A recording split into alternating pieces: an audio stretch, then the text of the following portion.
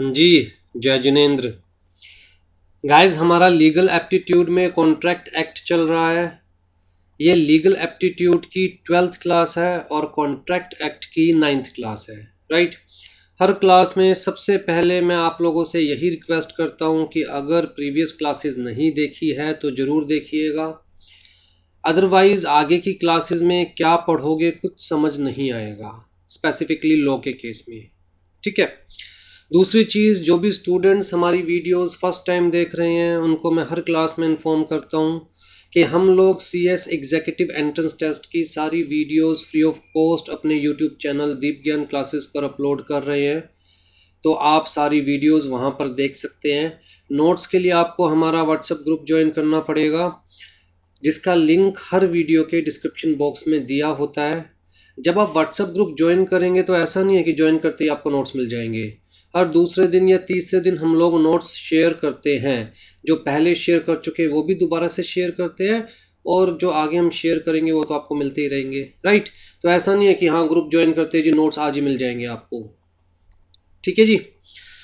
चलिए हम लोगों को स्टार्ट करना है। Agreements void as being oppose to public policy means those agreements which are oppose to public policy as per the contract act shall be considered as void. Void का मतलब पता है ना, हैविंग नो लीगल इफेक्ट।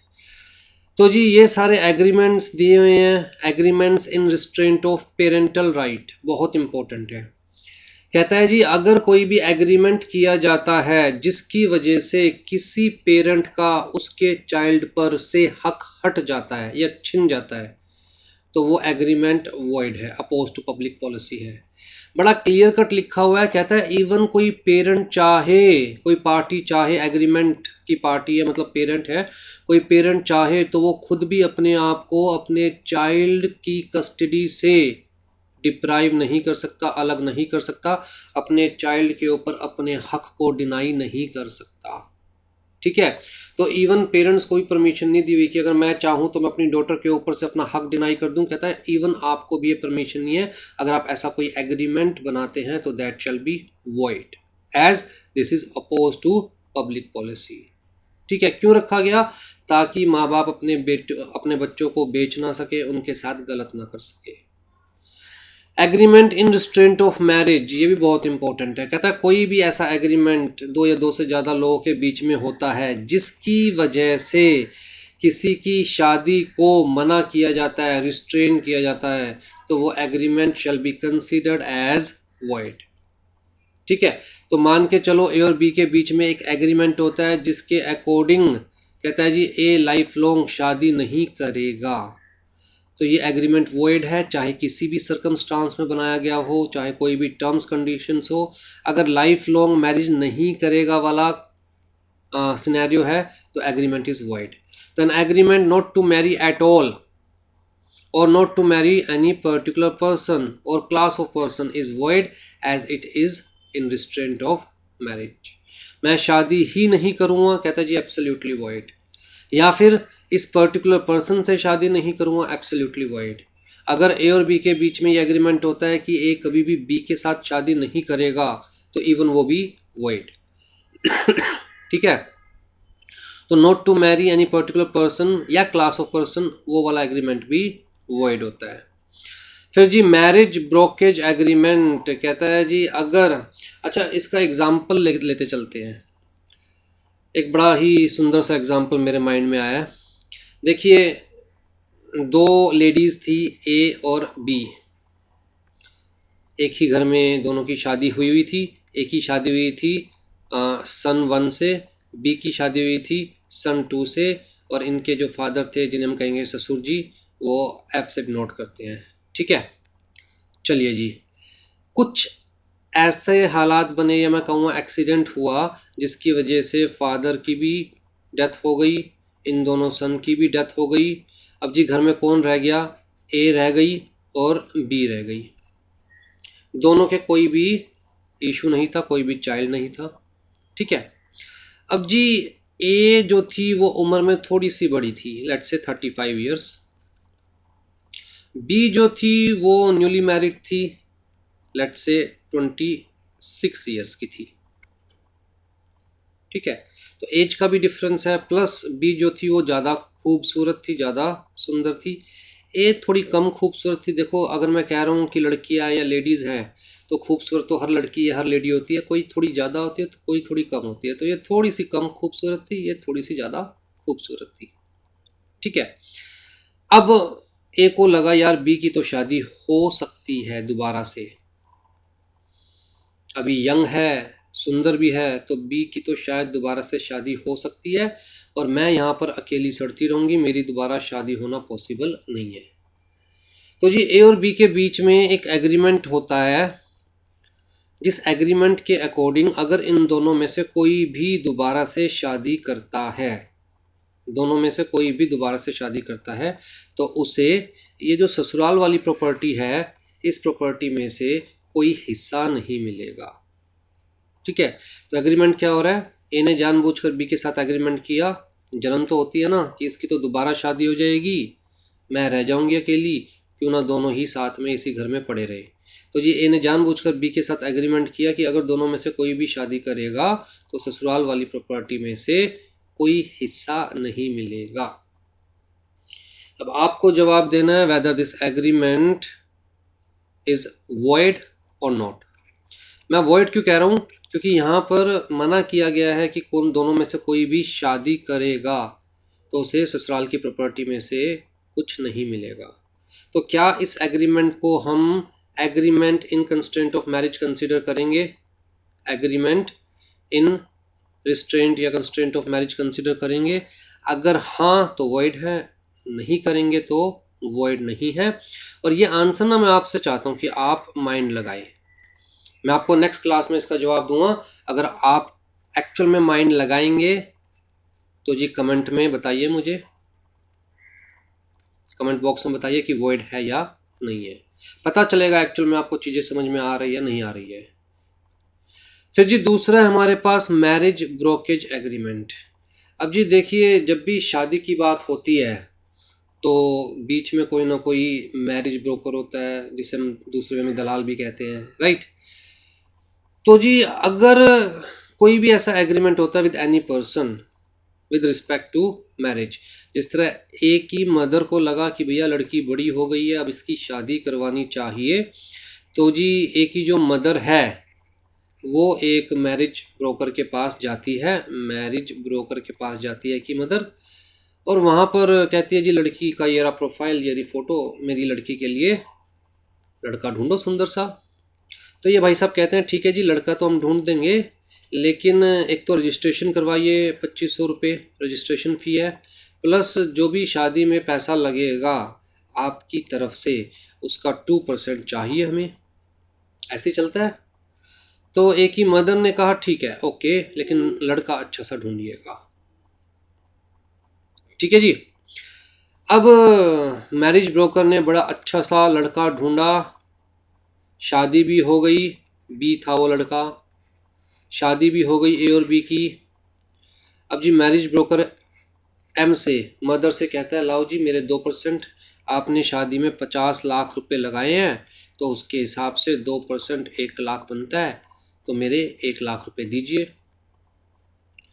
अब जी mother कहती है देखो जो पैसा था वो तो मैंने शादी में लगा दिया, मेरे पास नहीं अब कुछ, तो मैं आपके ये 1 लाख रुपए नहीं दे सकती। हाँ रजिस्ट्रेशन फ़ी तो मैं पहले ही दे चुकी हूँ आपकी 2500, लेकिन मैं आपके 1 लाख रुपए नहीं दे सकती। ठीक है। अब जी ये मैरिज ब्रोकर जो है वो कोर्ट में जाता है, against the mother of A case करता है कि जी मेरे 1 लाख रुपए दिलवाइए। तो कोर्ट कॉन्ट्रैक्ट एक्ट के प्रोविजंस को याद दिलाती है और कोर्ट कहती है देखिए जी क्लियर कट लिखा हुआ है, ऐसा कोई भी agreement is void as being opposed to public policy, तो you can not recover that money. ठीक है। अब अगर रिकवर नहीं कर सकते, बाई चांस पहले ही ले चुका होता ये मैरिज ब्रोकर एक ही मदर से ये 2% मतलब 1 लाख, कहता ले चुका होता तो ले चुका होता, फिर एक ही मदर वापस नहीं ले सकती, राइट। लेकिन अगर नहीं लिए अभी तक तो ये मैरिज ब्रोकर रिकवर नहीं कर सकता ये पैसा, as this agreement is void being opposed to public policy. Clear है जी। क्यों रखा गया? कहता है पैसों के लालच में पता चले उल्टी सीधी जगह लड़की ब्याह रहा है कि शादी करवाने से मतलब है चाहे लड़का सुटेबल हो या ना हो। और ये जो एक ही मदर है वो ब्लाइंडली हो सकता है इसके ऊपर फेथ करे कि मैरिज ब्रोकर है, अगर ढूंढा होगा तो अच्छा ही ढूंढा होगा। तो कहता है एक्चुअल में कानून नहीं चाहता कि ऐसा कोई अरेंजमेंट हो, बच्चों की ज़िंदगी के साथ खिलवाड़ हो, पैसों के चक्कर में कोई भी उल्टे सीधे इंसान के साथ शादी करवाई जाए। राइट। इसको क्या दिखाई देना है? इसको दिखाई देना है 2% अपना। इसे पता 50 लाख रुपए लगाना है मदर ने, 2% मतलब 1 लाख रुपए कमीशन मिलेगी। ये नहीं तो ये नहीं तो ये नहीं तो ये, किसी ना किसी के तो मैं भिड़वाई दूंगा। और शायद इसी वजह से आई थिंक आजकल डाइवोर्स ज़्यादा हो रहे हैं, क्योंकि कंपैटिबिलिटी इशू हमेशा रहता है। राइट। तो चाहता ही नहीं कानून कि ऐसा कुछ प्रमोट किया जाए। आ जाइए जी। फिर है agreement in restraint of personal freedom. Agreement in restraint of personal freedom कहता है अगर आप कोई भी एग्रीमेंट कर रहे हैं जिसकी वजह से किसी और की पर्सनल फ्रीडम में बाधा आ रही है तो भैया that agreement is absolutely void. Where a man agreed with his money lender not to change his residence or his employment or the part with any of his property or to part with any of his property or to incur any obligation on credit without the consent of the money lender, it was held that agreement was void.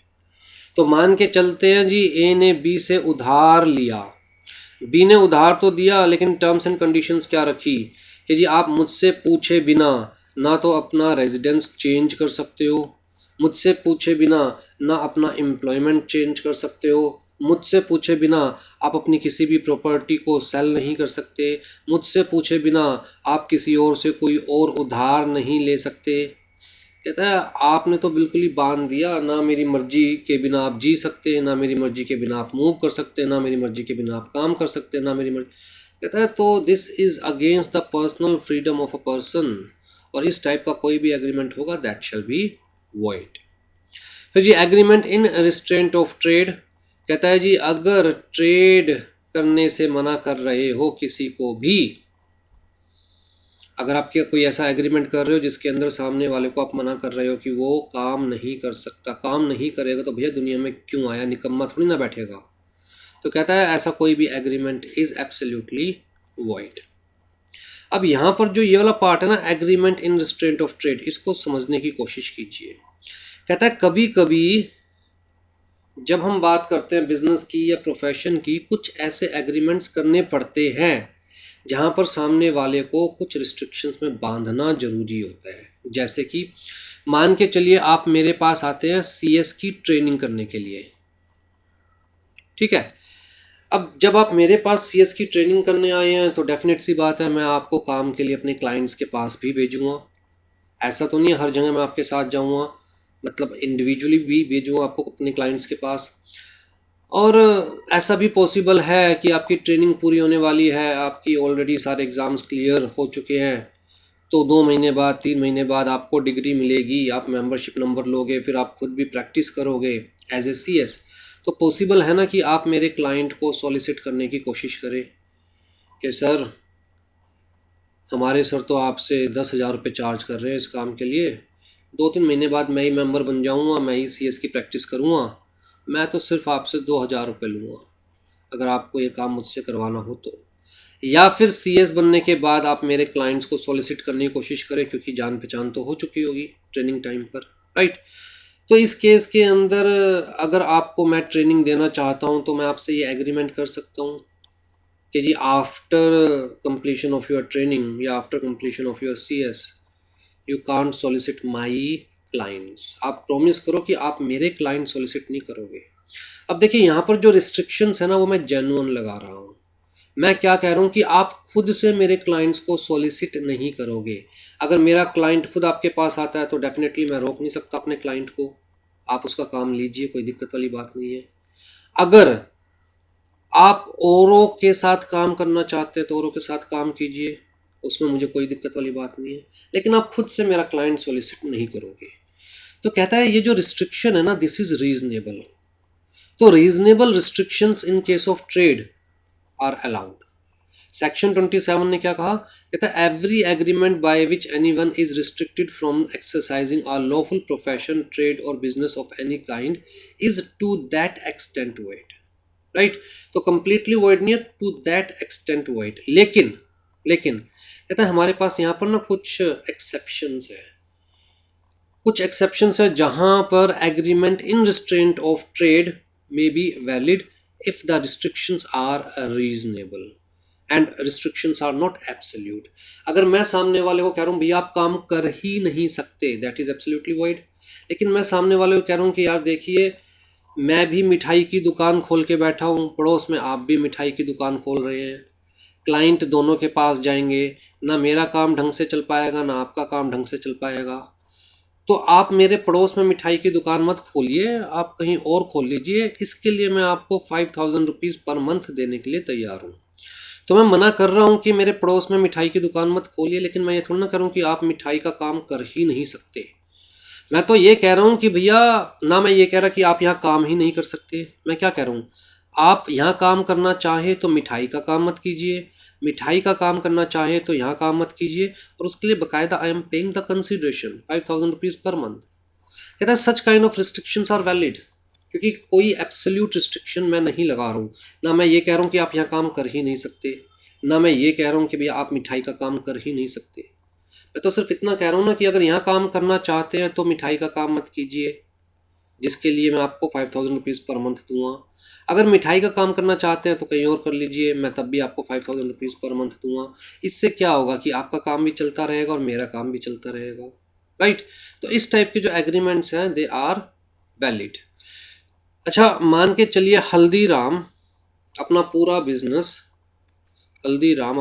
Business x को cell करता है, पूरा business with goodwill, ठीक है।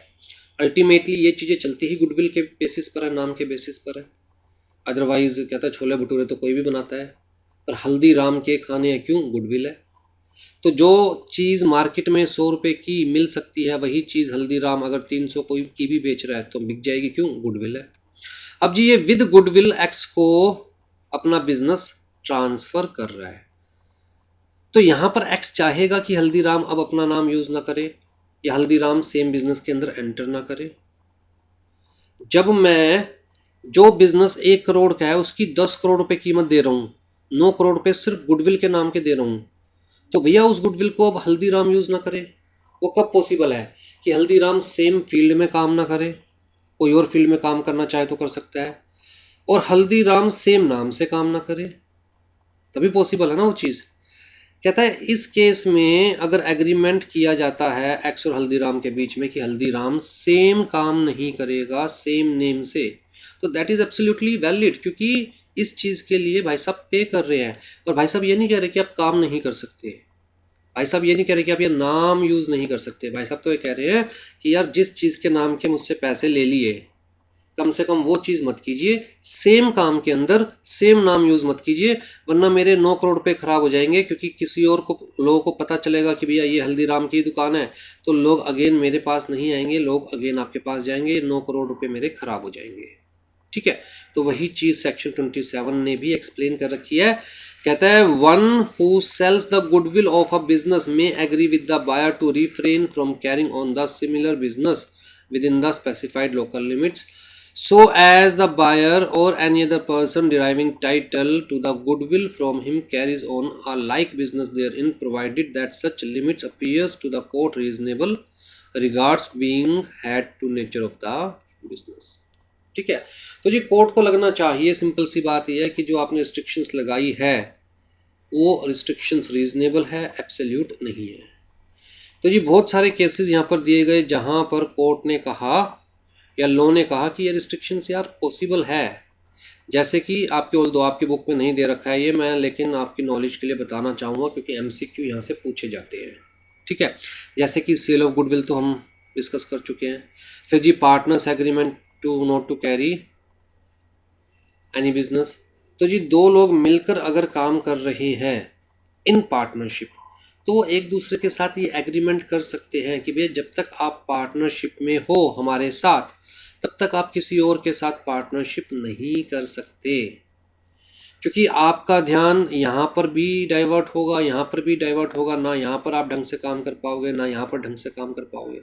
हम ये थोड़ी ना कह रहे हैं कि आप काम नहीं कर सकते, आप खुद पार्टनर बनना चाहते हो ना, तो हम चाहते हैं कि आपका पूरा ध्यान इसी काम पर रहे। This is beneficial for both of us. हम नहीं चाहते कि आपका ध्यान डाइल्यूट हो, कहीं और जाए। तो कहता है इस टाइप का जो रिस्ट्रिक्शन है वो वैलिड कंसिडर की गई है पार्टनरशिप एक्ट के अंदर।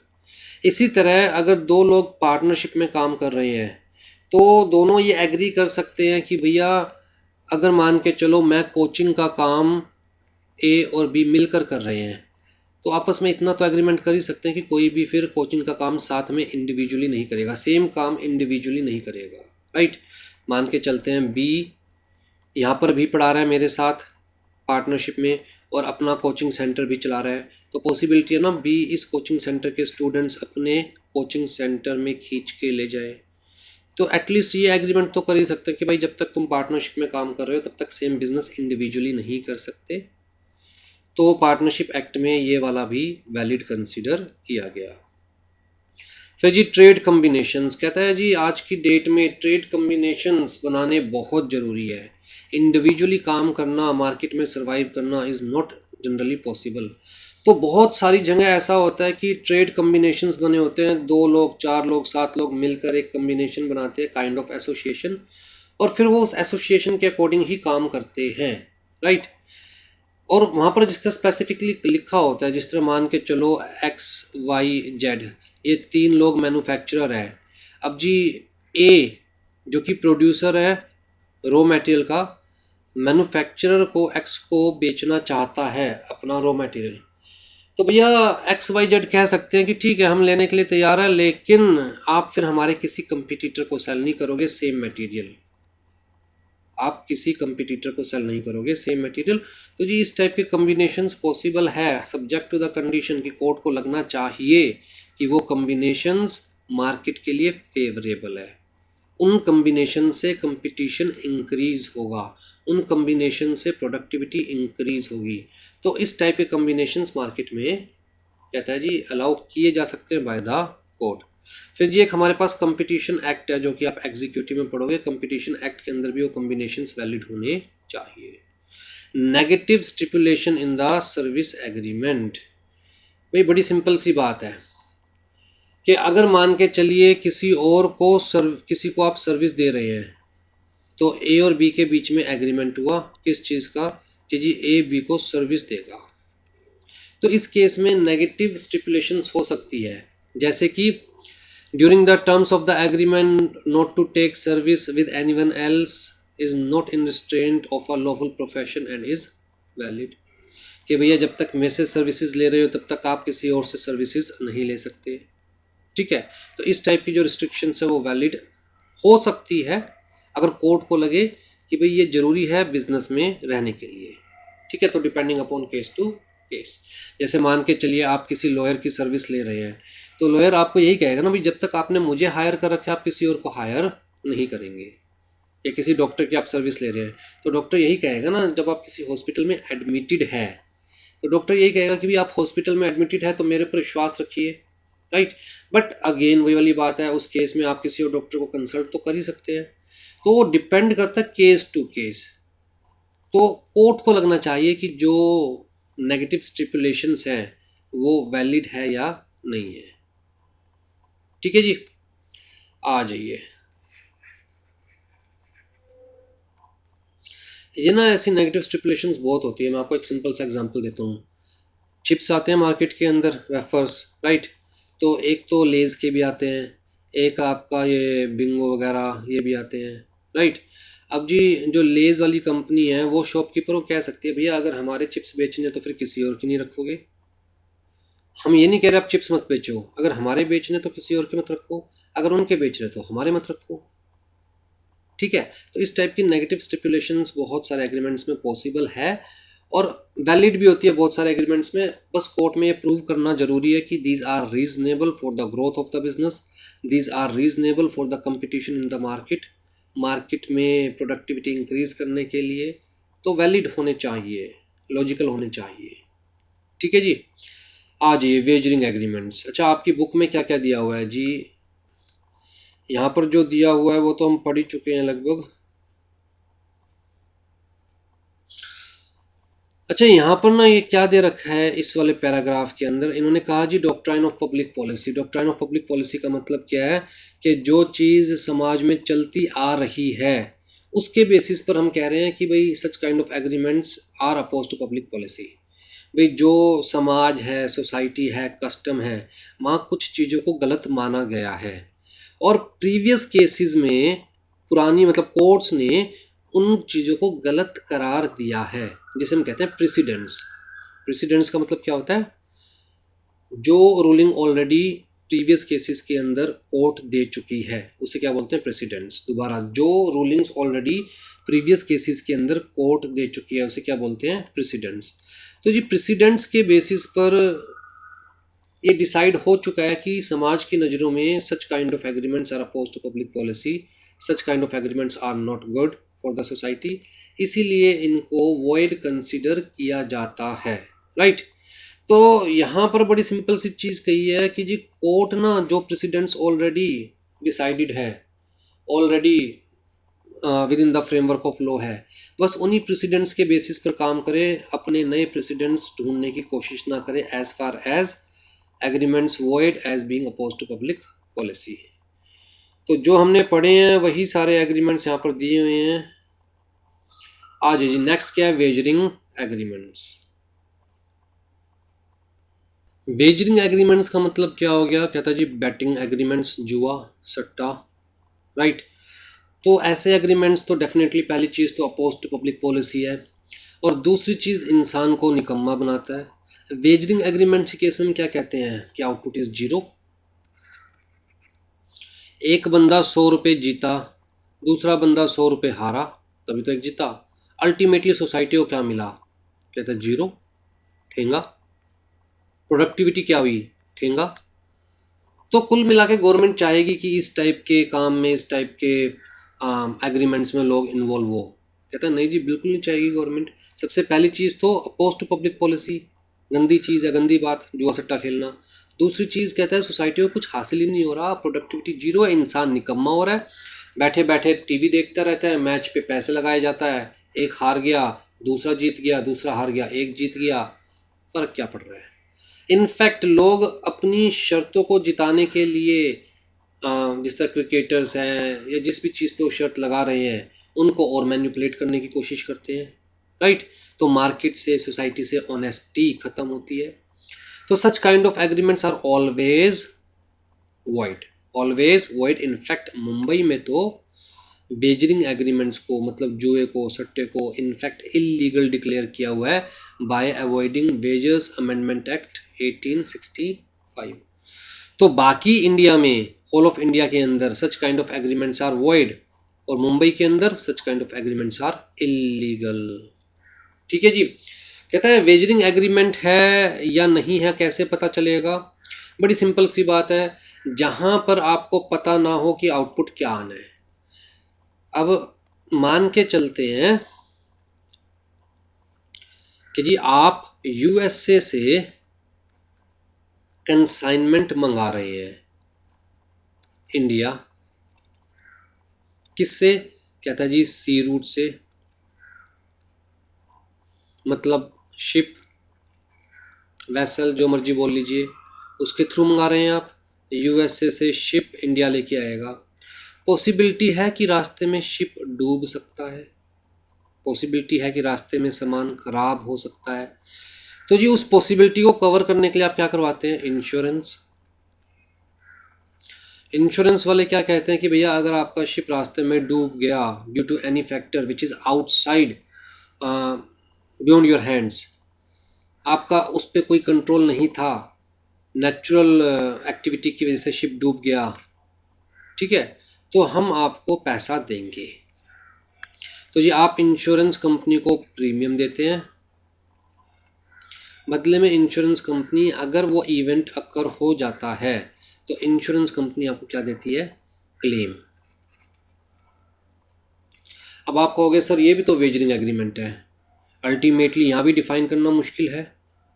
कि एक्चुअल में शिप इंडिया पहुंचेगा या नहीं पहुंचेगा। इसको वेजरिंग एग्रीमेंट नहीं कहते, इसको हम बोलते हैं contingent agreements. Contingent agreements, contingent का मतलब which depends upon the happening और non happening of future event. Here the event is future which is uncertain, और जो ये एग्रीमेंट है it depends upon the happening और non happening of this uncertain event, but here uncertainty can be calculated. ध्यान रखिएगा, hair uncertainty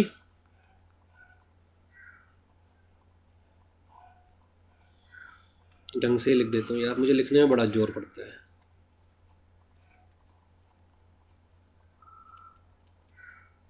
uncertainty can B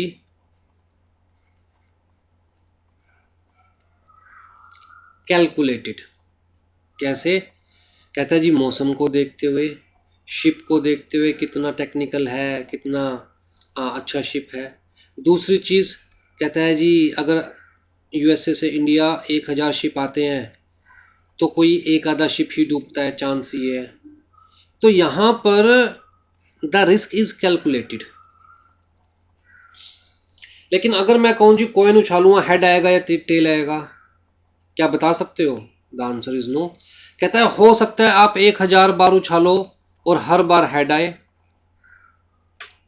हो सकता है आप 1,00,000 बार उछालो और हर बार टेल आए।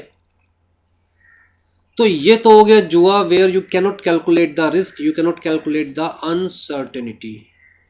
ठीक है।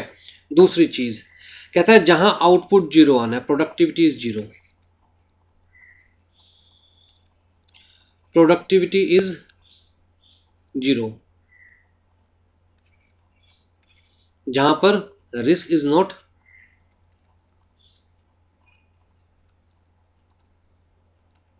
कैलकुलेटेड। और जहां पर देखिए ना, मैं एक सिंपल चीज कह रहा हूं कि कोई इकोनॉमिक एक्टिविटी थोड़ी ना हो रही है।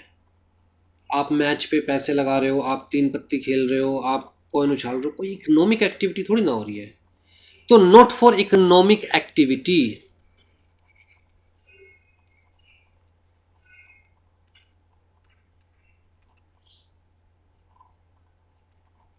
Not for economic activity. और लास्ट चीज जो मैं आपको बताना चाहूंगा ये फाइंड आउट करने के लिए कि whether the agreement is contingent और वेजरिंग, क्योंकि कंटिंजेंट एग्रीमेंट्स आर वैलिड,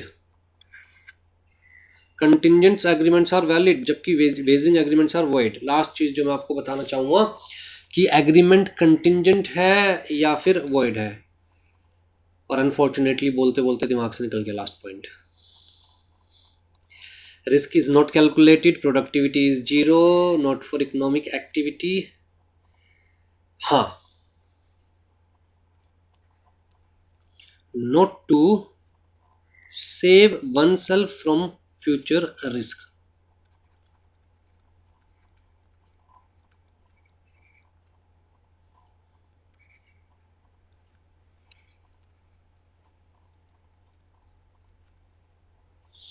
अगर कोई एग्रीमेंट किया जा रहा है सामने वाले बंदे को फ्यूचर रिस्क से बचाने के लिए, दैट इज कंटिंजेंट। लेकिन अगर कहता है जी रिस्क भी अनलिमिटेड है, प्रोडक्टिविटी भी जीरो है, इकोनॉमिक एक्टिविटी भी नहीं हो रही, और किसी को फ्यूचर रिस्क से बचाने के लिए स्पेसिफिकली बिजनेस रिस्क या लाइफ रिस्क, अगर इस टाइप किसी को बचाने के लिए, रिस्क से बचाने के लिए भी एग्रीमेंट नहीं किया जा रहा है तो भैया ये एलिमेंट्स मौजूद है तो वेजरिंग एग्रीमेंट्स। अदरवाइज आप पूरा माइंड यूज कीजिए और देखिए कि काइंड ऑफ इंश्योरेंस है तो जी कंटिंजेंट। ठीक है। तो दोनों में आपको डिफ्रेंशिएट करना बहुत जरूरी है, क्योंकि मैंने आपको बताया wagering agreements are void. Test क्या है? कहता है where delivery of goods sold is intended to be taken and given. ये तो बड़ा सिंपल सा टेस्ट मैंने यहाँ पर लिखा हुआ है, क्योंकि आपकी बुक में ऐसे कुछ लिखा हुआ है। मैं इसको समझा देता हूँ आपको, ध्यान से देखिएगा। मैं और आप एक एग्रीमेंट करते हैं, जो मैं बताने जा रहा हूँ बड़े ध्यान से सुनिएगा, हो सकता है ऊपर से निकल जाए, लेकिन आज नहीं तो कल कल आपको ये कंसेप्ट समझना पड़ेगा, अभी नहीं तो एग्जीक्यूटिव लेवल पर समझना तो पड़ेगा। ठीक है, मैं और आप एक एग्रीमेंट करते हैं, मुझे लगता है कि शेयर मार्केट ऊपर जाएगी, आपको लगता है कि शेयर मार्केट नीचे जाएगी। हर इंसान के अपने व्यूज़ होते हैं, फाइनेंशियल मार्केट को, शेयर मार्केट को, इकोनॉमिक एक्टिविटीज़ को, देश को, नेताओं को देखने का अपना नज़रिया होता है। कोई कहता है अच्छे दिन आने वाले हैं, उसी वक्त कोई दूसरा कहता है देश का बेड़ा गर्क होने वाला है, होता है हमेशा, राइट। तो इसका मतलब जब डिफरेंट व्यूज़ होते हैं तो भैया फोरकास्ट भी डिफरेंट होता है। जो कहता है अच्छे दिन आने वाले हैं वो कहेगा कि भैया मार्केट ऊपर जाने वाली है, जो कहेगा देश का बेड़ा गर्क कर दिया करंट गवर्नमेंट ने वो कहेगा जी मार्केट नीचे जाने वाली है, राइट। अब जी मुझे लगता है जो रिलायंस का शेयर आज 50 रुपये का है, 500 रुपये का मान लीजिए, रिलायंस के शेयर्स की बात कर रहे हैं हम, मुझे लगता है जो 500 रुपये का है वो आज से 3 मंथ्स के बाद, आफ्टर 3 मंथ्स, वो हो जाएगा जी 550 का। ठीक है, आपको लगता है भैया बेड़ा गर्क होगा, 450 का रह जाएगा, मार्केट टूटेगी। अब जी हम दोनों एक जगह बैठ के चाय पीते हैं, वहाँ आपस में डिस्कशन हो रही होती है, मैं कहता हूँ जी अच्छे दिन आए पड़े हैं, आप कहते हो बेड़ा गर्क हुआ पड़ा है। मैं कहता हूँ ठीक है, आज का जो रिलायंस का शेयर है 500 रुपये का, आप क्या मुझे 3 महीने बाद 500 का दे दोगे? आप कहते हो डेफिनेटली 3 महीने बाद मैं 500 का आपको दे दूंगा। तो बेसिकली हमने क्या किया है, फ्यूचर एग्रीमेंट। हमने क्या किया, फ्यूचर एग्रीमेंट। जो एग्रीमेंट तो आज किया, एग्जीक्यूट फ्यूचर में होगा। ठीक है, 3 महीने बाद। अब जी जब 3 महीने बाद देखा तो मार्केट थी 520 रुपये, मतलब रिलायंस का जो शेयर था वो कितना था, 520 आफ्टर 3 मंथ्स। मैं आपके पास जाता हूँ, मैंने आपको कहा लाओ जी दो मेरे शेयर्स, मैंने लेट्स से 100 शेयर्स का एग्रीमेंट किया था, तो लाओ जी 500 रुपये के हिसाब से 100 शेयर्स मुझे दो। आपने देखा मार्केट में रेट कितना है, 520 रुपये, तो जी आपको लगा 520 के 100 शेयर्स परचेज करूँगा और मुझे 500 रुपये में दूंगा, तो आपको लॉस कितना होने वाला है, 20 रुपये पर शेयर, टोटल मिलाकर 2000 रुपये।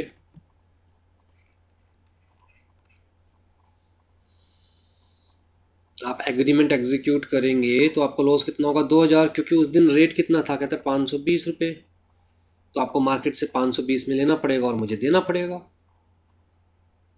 ठीक है, अगर आपके पास पड़े भी थे तब भी आपको 20 रुपये का लॉस है, क्योंकि जो चीज़ मार्केट में 520 की बिक सकती थी आपको 500 की मुझे देनी पड़ेगी।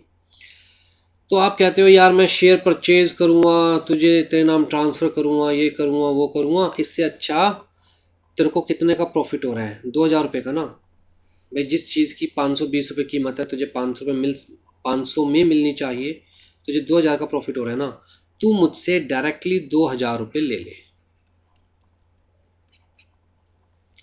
तू मुझसे डायरेक्टली 2000 रुपये ले ले, मतलब no delivery of goods, no delivery of goods. हमने क्या कर दिया, ट्रांजैक्शन को स्क्वेयर ऑफ कर दिया, ट्रांजैक्शन को स्क्वेयर ऑफ कर दिया, काट दिया, और सिर्फ प्रॉफिट और लॉस एक दूसरे को डिलीवर कर दिया। अब जी यही काम अगर रिकॉग्नाइज्ड स्टॉक एक्सचेंज पे हो रहा होता with the permission of government तो वैलिड होता, लेकिन यही काम अगर हम घर बैठ के कर रहे हैं तो जुआ है, यही काम हम घर बैठ के कर रहे हैं तो जुआ है। क्यों? कहता है अगर गवर्नमेंट की परमिशन से कर रहे हो तो वैलिड, घर बैठ के कर रहे हो तो जुआ, डेफिनेटली। कहता है क्या कोई लिखत पढ़त हुई थी, जुबान के सौदे थे, चाय की दुकान पे बैठ के कर लिए, बाद में जब मैं शेयर लेने गया आपने मना कर दिया, भाई साहब कौन हो मैं नहीं जानता, क्योंकि आपको दिखाई दे रहा कि आपको 2000 रुपये का लॉस होगा, मैं आपके लठ मारूंगा, आप मेरे ईंट मारेंगे, खामे खा देश के अंदर जिसे कहते हैं कि लीगल इरेगुलरिटी होगी, कोर्ट्स का बर्डन बढ़ेगा।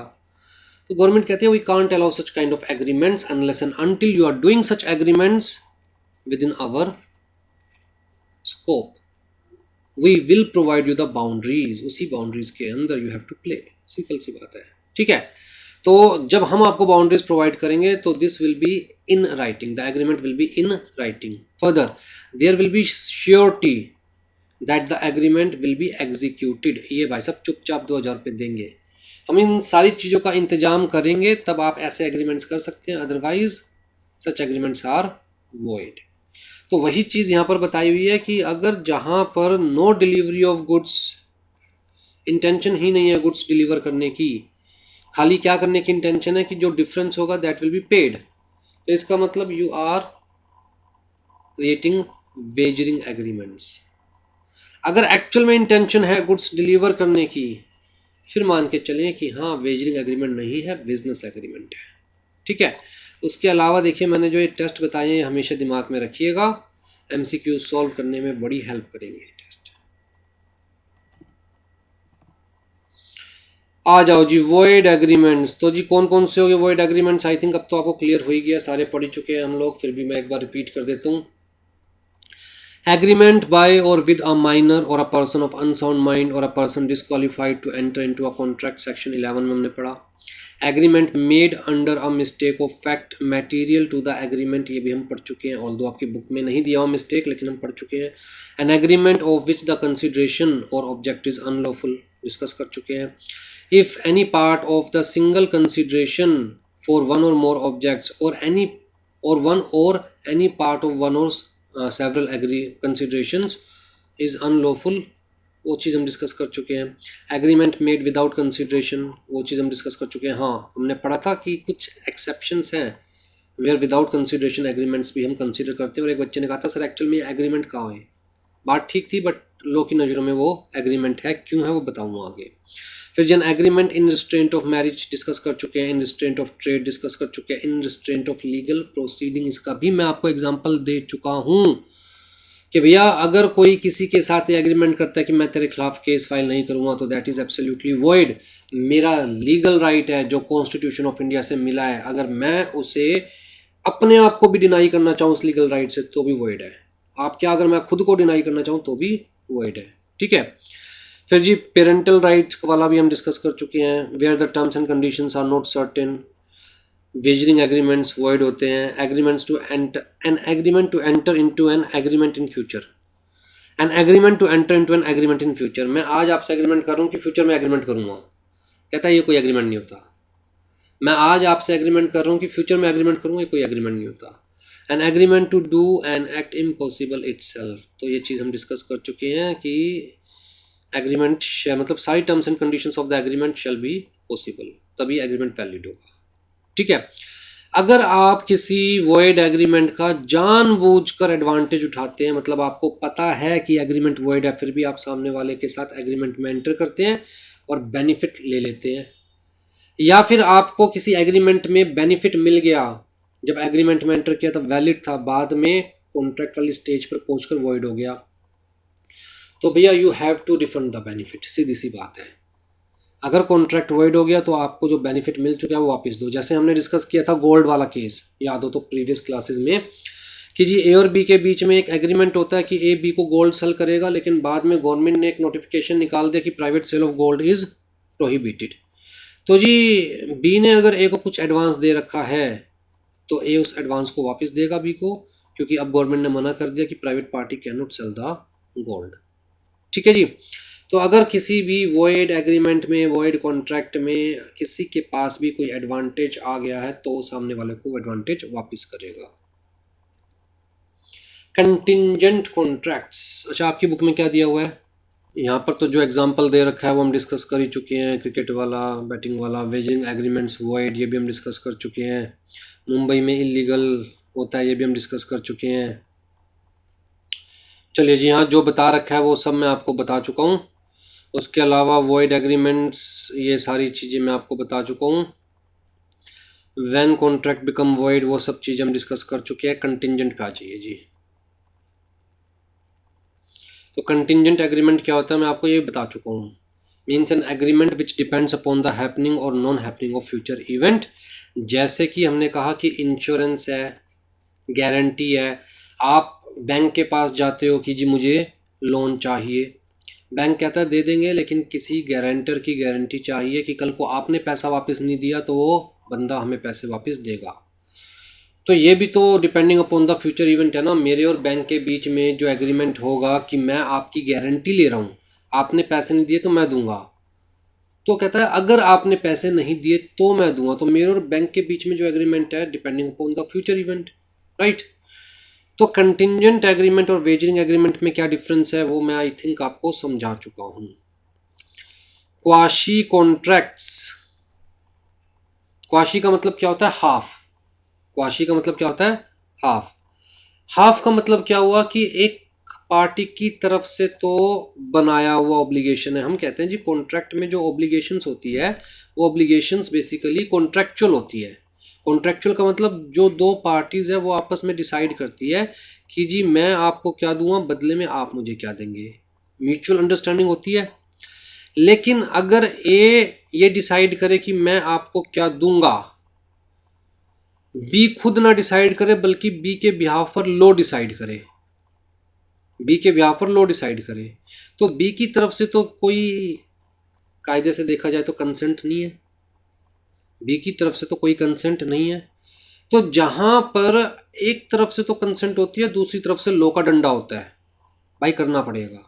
तो उस टाइप के कॉन्ट्रैक्ट्स हम क्या बोलते हैं? Quasi judicial half. क्या बोलते हैं? Quasi judicial. क्वाशी का मतलब half, right, not complete. Quasi contracts are not contracts in real sense.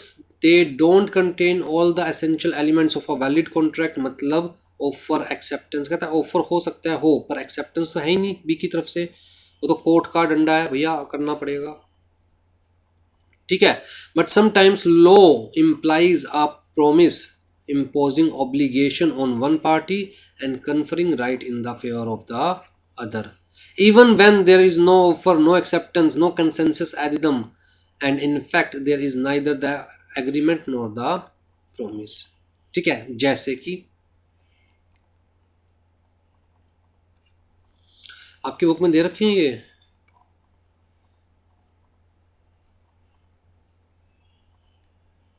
नहीं एग्जाम्पल्स नहीं दिए हुए आपकी बुक में, लेकिन फिर भी चलिए। जैसे कि अब यहाँ पर ना कॉन्ट्रैक्ट एक्ट में बहुत सारी चीज़ें हैं जो आपके रेफरेंस मटेरियल में नहीं दिया हुआ। सब चीज़ें तो मैं नहीं बता रहा, लेकिन जो मुझे लगता है इंपॉर्टेंट है वो मैं ज़रूर बता रहा हूँ। जैसे एग्जांपल्स ऑफ क्वाशी कॉन्ट्रैक्ट्स, क्योंकि मुझे लगता है एमसीक्यू सॉल्व करने के अंदर ना ये चीज़ें इंपॉर्टेंट होगी। एक एग्जांपल दे रखा है, necessities supply to a person incapable of contracting और to any person whom he is legally bound to support. अगर मान के चलो एक माइनर है, एक बच्चा है, लेट्स से 7 ईयर्स का, ठीक है। बच्चे के नाम पे प्रॉपर्टी बहुत है, बच्चे के नाम पे प्रॉपर्टी है, पर जब भूख लगेगी प्रॉपर्टी तो खाने से रहा, भूख लगेगी तो खाना ही चाहिए। अब ऐसा भी नहीं कि प्रॉपर्टी बेच के खाना खाएगा। तो आप इस बच्चे को सपोर्ट कर रहे हो, you are providing the necessities to such child who is minor incapable of contracting.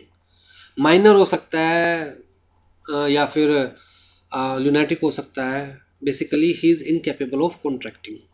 अब जी आप मान के चलो पिछले 2 साल से इसे फीड कर रहे हो, 2 साल से इसे फीड कर रहे हो, 5 साल से इसे फीड कर रहे हो, जब तक ये मेजर हो तब तक आप इसे फीड कर रहे हो, जिसमें आपका 10 लाख रुपए लग गया, जिंदा रखने के लिए ज़रूरी है।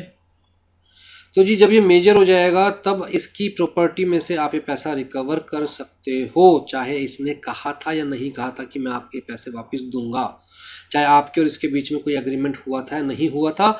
लोग कहता है इंसानियत के नाते इस टाइप के कॉन्ट्रैक्ट्स को हम वैलिड कंसीडर करेंगे, अदरवाइज कोई इस भाई साहब की मदद ही नहीं करेगा, ठीक है। लेकिन याद रखिएगा अगर इसकी प्रॉपर्टी है तो उसमें से रिकवर कर सकते हैं, इसके माँ बाप से नहीं मांग सकते।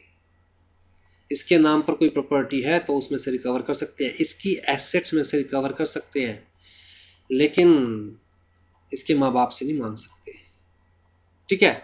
इसी तरह अगर आपने किसी के लिए कुछ किया है जिसके लिए करने के लिए यू आर लीगली बाउंड, जैसे कि कोर्ट ने आपको किसी का गार्जियन अपॉइंट किया है। अब जी अगर कोर्ट ने आपको अपॉइंट किया गार्जियन, तो उस बच्चे का ख्याल रखना आपकी जिम्मेदारी है। जो खर्चा आप उस बच्चे के ऊपर करोगे उस बच्चे की प्रॉपर्टी में से रिकवर कर सकते हो। ठीक है, मतलब क्या है, बच्चा पर्सनल लायबल नहीं है ना, पर्सनल लायबल नहीं है ये भाई साहब, पर्सनल लायबल नहीं है। हाँ, कोई प्रॉपर्टी है इनके पास, कोई एसेट है, तो उसमें से आप रिकवर कर सकते हो। ठीक। Obligations of a finder of goods. अब मान के चलिए मुझे रोड पर एक महंगा सा मोबाइल मिलता है, कोई उसे लेने नहीं आता, तो इसका मतलब ये थोड़ी ना कि वो मेरा हो गया है।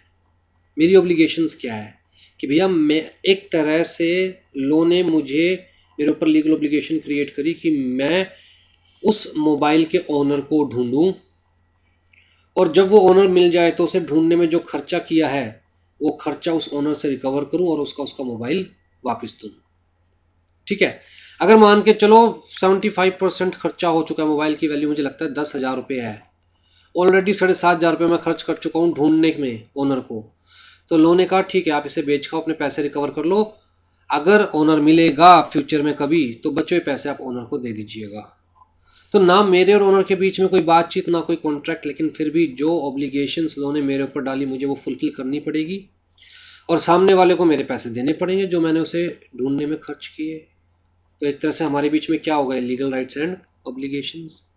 इसी तरह obligation of a person enjoying benefit on a non gratuitous act. तो जी आप कहीं पर जाते हैं, सिनेमा हॉल में घुस जाते हैं किसी तरह बिना टिकट लिए, वहाँ बैठकर एंजॉय करते हैं सिनेमा को, क्या वहाँ पर फ्री में देखना अलाउड है? The answer is no. वो क्या है, non gratuitous, free of cost नहीं है, you have to pay for it.